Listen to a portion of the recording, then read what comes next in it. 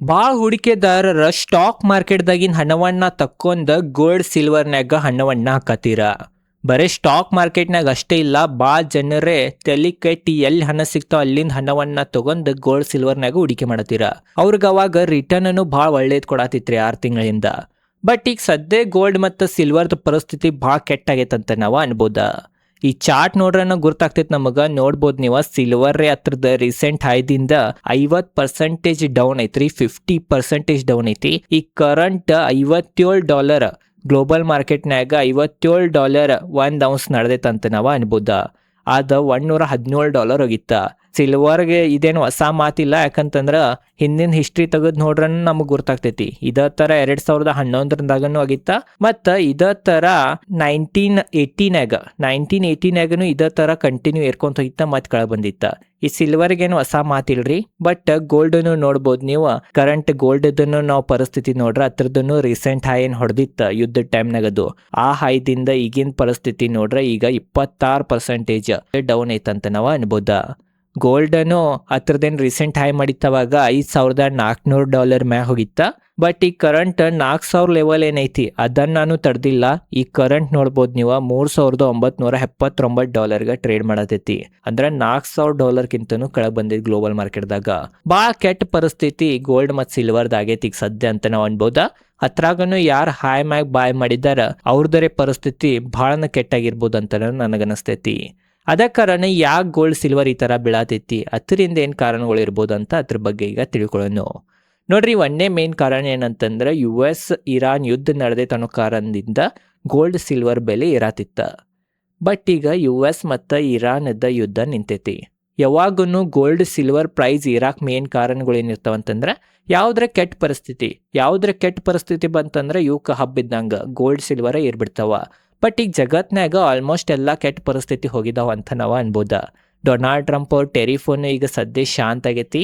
ಅತ್ರಾಗನು US ಮತ್ತು ಇರಾನದ ಯುದ್ಧ ನಿಲ್ಲಂಗಿಲ್ಲ ಅನ್ಸತ್ತಿತ್ತ, ಅದು ಫೈನಲಿ ಈಗ ನಿಂತಿತ್ತಂತ ನಾವು ಅನ್ಬೋದ. USದ ಮತ್ತು ಇರಾನದ 60 ದಿನದೇನು MOU ಸೈನ್ ಆಗೈತಿ, ಪೀಸ್ ಡೀಲ್ದೇನು ಸೈನ್ ಆಗೈತಿ. ಈ ಒಂದು ಕಾರಣದಿಂದನೂ ಗೋಲ್ಡ್ ಮತ್ತು ಸಿಲ್ವರ್ದ ಬೆಲೆ ರೀಸೆಂಟ್ದಾಗ ಈ ಥರ ಒಮ್ಮೆ ಕುಸಿದೈತಿ ಅಂತ ನಾವು ಅನ್ಬೋದ. ಚಾರ್ಟ್ ನೋಡ್ರಣ ನಮಗೆ ಗೊತ್ತಾಗತೈತಿ. ಅದ ಕಾರಣ ಯುದ್ಧದ್ದು ಎಲ್ಲ ನಿಂತಾವ. ಅಲ್ಲಿ ಯುಕ್ರೇನ್ ಮತ್ತು ರಷ್ಯಾ ಯುದ್ಧನು ಹೆಸರುಗನ ಸ್ಟಾರ್ಟ್ ಐತಿ, ಅಲ್ಲಿಯೂ ಸಹ ಹಂಗೆ ಭಾಳ ದೊಡ್ಡ ಯುದ್ಧ ಸ್ಟಾರ್ಟ್ ಇಲ್ಲ. ಅದ ಕಾರಣ ಯುದ್ಧದ್ದು ಎಲ್ಲ ನಿಂತಿದ್ರಿಂದ ಗೋಲ್ಡ್ ಸಿಲ್ವರ್ ಈ ಥರ ಕುಸಿದಾವಂತ ನಾವು ಅನ್ಬೋದ. ಅದ್ರಾಗ ಎರಡನೇ ಕಾರಣ ಏನಂತಂದ್ರ ಗೋಲ್ಡ್ದಾಗಿನ ಮತ್ತು ಸಿಲ್ವರ್ದಾಗಿನ ಹಣ ಇಕ್ವಿಟಿನಾಗ ಬರತೈತಂತಾನು ಹೇಳ್ತಾರ. ಮನಿ ಮೂವಿಂಗ್ ಟು ಇಕ್ವಿಟಿ. ಗೋಲ್ಡ್ ಮತ್ತು ಸಿಲ್ವರ್ನಾಗ ಯಾರ್ಯಾರು ಮೊದಲು ಹೂಡಿಕೆ ಮಾಡ್ಯಾರ ಅವ್ರಿಗೆ ಭಾಳ ಒಳ್ಳೆ ಲಾಭ ಆಗೈತಿ. ಅವ್ರ ಭಾಳ ಒಳ್ಳೆ ಲಾಭವನ್ನ ಗಳಿಸಿದಾರ. ಅದ ಕಾರಣ ಅವ್ರ ಅಲ್ಲಿಂದ ಹಣವನ್ನ ತಕ್ಕೊಂಡ ಈಗ ಇಕ್ವಿಟಿ ಕಡೆ ಬಳತಾರಂತನೂ ಎಕ್ಸ್ಪರ್ಟ್ಗಳ ಅನ್ನತಾರ.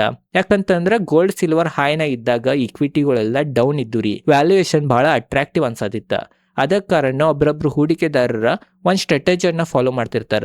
ಗೋಲ್ಡ್ ಏರಿತಂದ್ರೆ ಅಲ್ಲಿ ಹಣ ತೆಗೆದು ಇಕ್ವಿಟಿನ ಹಾಕೋದ, ಇಕ್ವಿಟಿ ಏನ್ರ ಏರಿತಂದ್ರೆ ಇಕ್ವಿಟಿದಾಗಿನ ಹಣವನ್ನ ತೆಗೆದು ಗೋಲ್ಡ್ನ ಹಾಕೋದ.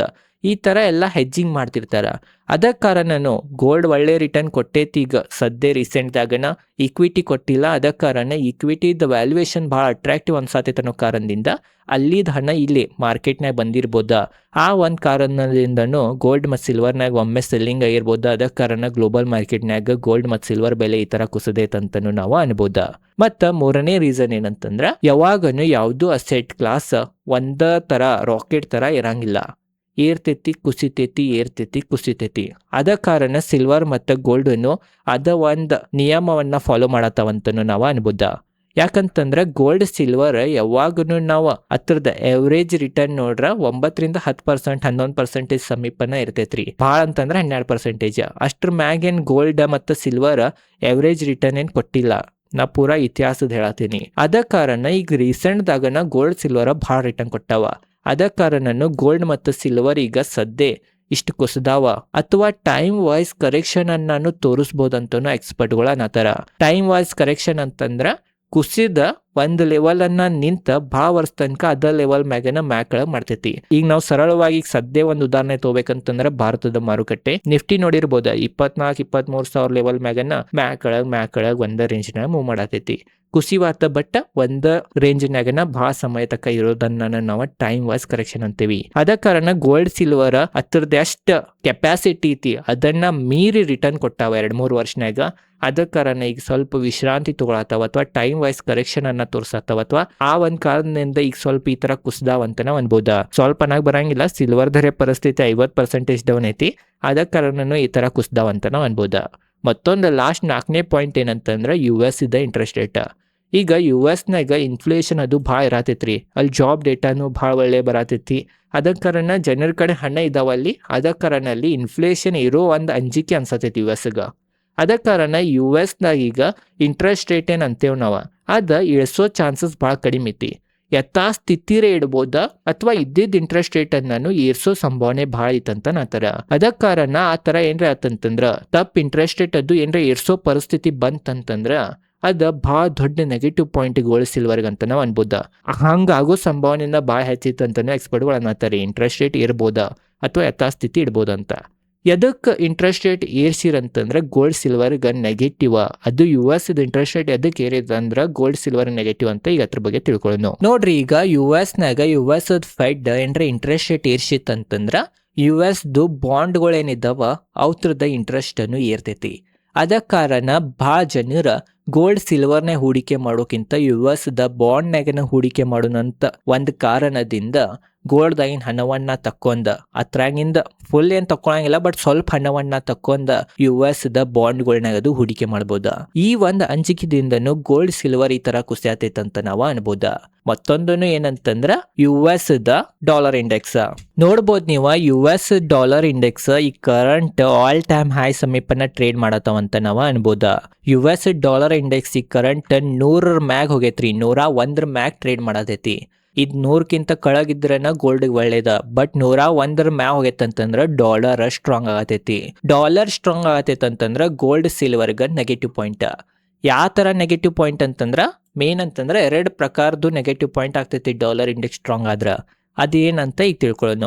ಒಂದನೇ ನೆಗೆಟಿವ್ ಪಾಯಿಂಟ್ ಏನಂತಂದ್ರ ಡಾಲರ್ ಸ್ಟ್ರಾಂಗ್ ಆತಂತಂದ್ರ ಗ್ಲೋಬಲ್ ಮಾರ್ಕೆಟ್ದಾಗ ಗೋಲ್ಡ್ ಬೆಲೆ ಇರ್ತೈತಿ. ಯಾಕಂತಂದ್ರ ಗೋಲ್ಡ್ ಏನ್ ಜಗತ್ನಾಗೆಲ್ಲ ಟ್ರೇಡ್ ಆಗತೈತದ ಡಾಲರ್ ರೂಪ್ನಾಗನ ಟ್ರೇಡ್ ಆಗ್ತೈತಿ. ಅದ ಕಾರಣ ಈ ತರ ಗೋಲ್ಡ್ ಏರಿತಂತಂದ್ರ ಸ್ವಲ್ಪ ಕನ್ಸಂಪ್ಷನ್ ಅದು ಕಡಿಮೆ ಆಗ್ಬೋದು ಅನ್ನೋ ಒಂದು ಅಂಜಿಕೆ ಇರ್ತೈತಿ. ಇದ ಒಂದನೇ ನೆಗೆಟಿವ್ ಪಾಯಿಂಟ್. ಎರಡನೇ ನೆಗೆಟಿವ್ ಪಾಯಿಂಟ್ ಏನಂತಂದ್ರ ಡಾಲರ್ ಸ್ಟ್ರಾಂಗ್ ಆತಂತಂದ್ರ ಏನ್ ಇವ್ರು ಸೆಂಟ್ರಲ್ ಬ್ಯಾಂಕ್ದವ್ರದು ಭಾರತದ ಸೆಂಟ್ರಲ್ ಬ್ಯಾಂಕ್ ಗೋಲ್ಡ್ ಭಾಳ ಬಾಯ್ ಮಾಡತೈತಿ. ಚೈನಾ ಸೆಂಟ್ರಲ್ ಬ್ಯಾಂಕ್ ಗೋಲ್ಡ್ ಬಾಯ್ ಮಾಡತೈತಿ. ಯಾಕಂತಂದ್ರ ಡಾಲರ್ ಅಂಡ್ ಡಿಪೆಂಡೆನ್ಸಿಯನ್ನ ಕಡಿಮೆ ಮಾಡಾಕ, ಡಾಲರ್ ರಿಸರ್ವ್ ಅನ್ನ ಕಡಿಮೆ ಮಾಡಿ ಭಾರತ ಅಂತ ದೇಶಗಳ ಗೋಲ್ಡ್ ರಿಸರ್ವ್ ಅನ್ನ ಇರ್ಸಾತಾರಂತ ಸುದ್ದಿ ಬರತಿತ್ತ.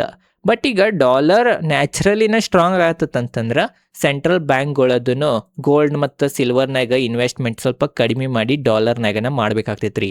ಮತ್ತು ಡಾಲರನ್ನ ಏನೀಗ ನಾವು ಅನ್ನತ್ತೀವಿ ಡಾಲರ್ ಡಿಪೆಂಡೆನ್ಸಿ ಕಡಿಮೆ ಮಾಡಿ ಗೋಲ್ಡ್ ಸಿಲ್ವರ್ ಮ್ಯಾಗದು ಹಂಗ ಮಾಡಾಕ USA ಕೊಡಂಗಿಲ್ರಿ.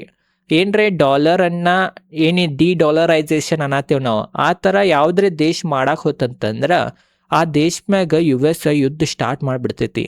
ಈ ಉದಾಹರಣೆ ಇರಾನ್ ಮತ್ತು US ಯುದ್ಧ ನೋಡಿರ್ಬೋದು ನೀವು. ಈ ಥರ ಯುದ್ಧ ಮಾಡಿನ ಡಾಲರ್ ಯಾವಾಗೂ US ಸ್ಟ್ರಾಂಗ್ ಇಡಾಕ ಪ್ರಯತ್ನವನ್ನ ಪಡ್ತೈತಿ. ಅದ ಕಾರಣ ಈಗ ಡಾಲರ್ನು ಈ ತರ ಸ್ಟ್ರಾಂಗ್ ಆತಂತಂದ್ರ ಸೆಂಟ್ರಲ್ ಬ್ಯಾಂಕ್ಗಳ ಡಾಲರ್ ರಿಸರ್ವ್ ಅನ್ನ ಹೆಚ್ಚು ಮಾಡಬಹುದ. ಗೋಲ್ಡ್ನಾಗದು ಏನು ಒಮ್ಮೆ ಬಾಯಿಂಗ್ ಬರಾತಿತ್ತು ಸೆಂಟ್ರಲ್ ಬ್ಯಾಂಕ್ಗಳದದು ಅದ ಕಡಿಮೆ ಆಗುವ ಒಂದು ಸಂಭಾವನೆ ಐತನ್ನೋ ಒಂದು ಅಂಜಿಕೆದಿಂದನೂ ಗೋಲ್ಡ್ ಸಿಲ್ವರ್ ಈ ತರ ಕುಸಿಯತೈತಂತ ನಾವು ಅನ್ಬೋದ. ಇವೆಲ್ಲ ಮೇನ್ ಕಾರಣಗಳು ಇದಾವ್ರಿ ಗೋಲ್ಡ್ ಪ್ರೈಸ್ ಕುಸ್ಯಾಕ ಮತ್ತು ಸಿಲ್ವರ್ ಪ್ರೈಸ್ ಕುಸ್ಯಾಕ.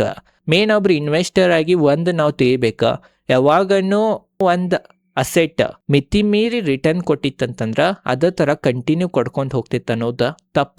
ಅದ್ರದ್ದು ಎಷ್ಟು ಕೆಪಾಸಿಟಿ ಐತಿ ಅಷ್ಟ ಕೊಡೋದ್ರಿ. ಅಥವಾ ನೀವು ಒಳ್ಳೆ ಇನ್ವೆಸ್ಟರ್ ಇದ್ರಿ ಡೀಪ್ನಾಗ ಅದು ಬಾಯ್ ಮಾಡಿರಿ ಅಂತಂದ್ರ ಸಾಮಾನ್ಯ ಇನ್ವೆಸ್ಟರ್ಸ್ಗೆ ಏನು ರಿಟರ್ನ್ ಸಿಕ್ಕಿರ್ತೈತಿ ಅದಕ್ಕಿಂತ ನಿಮಗೆ ಸ್ವಲ್ಪ ಹೆಚ್ಚು ಸಿಗ್ಬೋದ, ಆ ಅಡ್ವಾಂಟೇಜ್ ನಿಮಗೆ ಸಿಗ್ಬೋದ.